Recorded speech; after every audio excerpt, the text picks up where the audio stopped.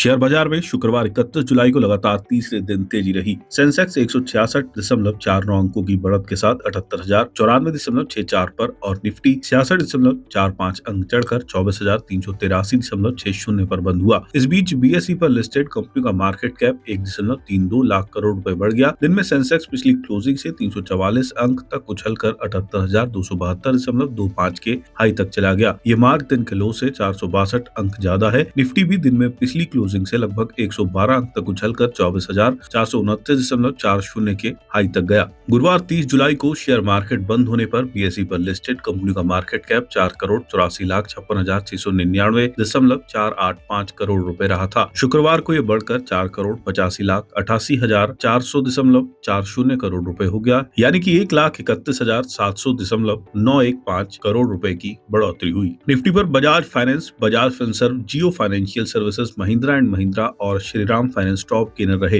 वहीं TCS, eternal, Infosys, max healthcare institute, ITC top loser रहे। गुरुवार को सेंसेक्स 273.55 अंक या 0.35% की बढ़त के साथ 77,928.15 पर बंद हुआ था। निफ्टी 66.95 अंक या 0.38% बढ़कर 24,317.15 अंक पर बंद हुआ था। एशियाई बाजारों में दक्षिण कोरिया का कॉस्पिक 15% की बढ़त में है। जापान के निक्केई 225 में भी 4% की तेजी है। चीन का एनएसई कंपोजिट और हांगकांग का हैंग सेंग भी बढ़त में है। अमेरिकी शेयर बाजार गुरुवार को अच्छी तेजी के साथ बंद हुए थे। यूरोपीय बाजार भी हरे निशान में है। शुक्रवार को अमेरिकी मुद्रा के मुकाबले रुपया 9 पैसे की बढ़त के साथ 95.41 प्रति डॉलर पर बंद हुआ। गुरुवार को रुपया लगातार 5वें कारोबारी सत्र में बढ़त दर्ज करते हुए 26 पैसा मजबूत होकर अमेरिकी डॉलर के मुकाबले 95.50 पर बंद हुआ था। 3 अगस्त को कैसी रह सकती है बाजार की चाल? जियोजीत इन्वेस्टमेंट के head of research Vinod Nair का कहना है कि आज भी बाजार में तेजी का रुख बना रहा। हालांकि ऊपरी स्तरों पर कुछ मुनाफा वसूली भी देखने को मिली।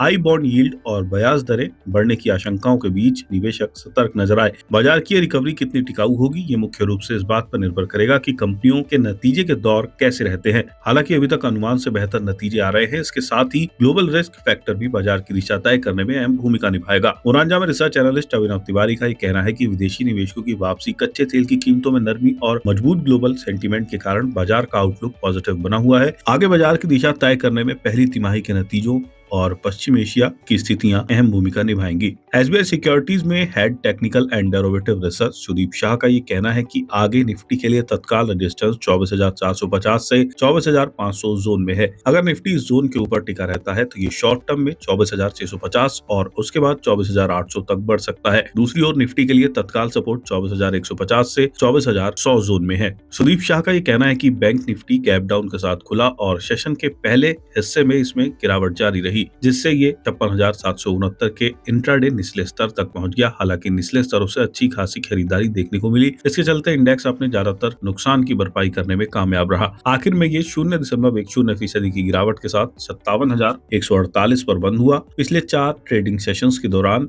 बैंक निफ्टी 57,330 से 56,672 की रेंज में घूमता रहा, जिससे यह पता चलता है कि इंडेक्स सीमित दायरे में बना हुआ है। बैंक निफ्टी अपने 20 डे और 50 डे ईएमए के बीच ऊपर नीचे हो रहा है, जो किसी साफ दिशा वाले ट्रेंड का अभाव दिखाता है। आरएसआई भी सपाट हो गया है, जिससे पता चलता है कि तेजी या मंदी का कोई मजबूत मोमेंटम नहीं है। वहीं एडीएक्स भी सपाट बना हुआ है, जो कमजोर ट्रेंड और कम उतार चढ़ाव का संकेत है। आगे बैंक निफ्टी के लिए तत्काल रेजिस्टेंस 57,500 से 57,600 जोन में है। अगर ये इस जोन के ऊपर टिकता है तो इसमें 58,000 और उसके बाद शॉर्ट टर्म में 58,400 तक की बढ़त देखने को मिल सकती है। वहीं नीचे की तरफ बैंक निफ्टी के लिए तत्काल सपोर्ट 56,700 से 56,600 जोन में है। एलकेबी सिक्योरिटीज में सीनियर टेक्निकल एनालिस्ट रूपक डे की राय है कि आज निफ्टी दिन भर में ज्यादातर हरे निशान में ही रहा। इसने आवरली टाइम फ्रेम पर आज मूविंग एवरेज से ऊपर अपनी मजबूती बनाए रखी है, जिससे शॉर्ट टर्म के लिए पॉजिटिव ट्रेंड की पुष्टि होती है। हालांकि मोमेंटम की कमी दिख रही है, क्योंकि कच्चे तेल की कीमतों में उतार चढ़ाव और मिडिल ईस्ट में अनिश्चित हालात के कारण ट्रेडर्स सतर्क हैं। इसके बावजूद कुल मिलाकर ट्रेंड पॉजिटिव बना हुआ है, क्योंकि इंडेक्स डेली चार्ट पर 50 ईएमए से ऊपर बना हुआ है। नीचे की तरफ शॉर्ट टर्म ट्रेडर्स के लिए तत्काल सपोर्ट 24,200 पर है। ऊपर की तरफ रेजिस्टेंस 24,500 पर दिख रहा है। एचडीएफसी सिक्योरिटीज के senior technical research analyst Nagaraj Shetty का कहना है कि शुक्रवार को निफ्टी में लगातार तीसरे सेशन में भी तेजी कायम रही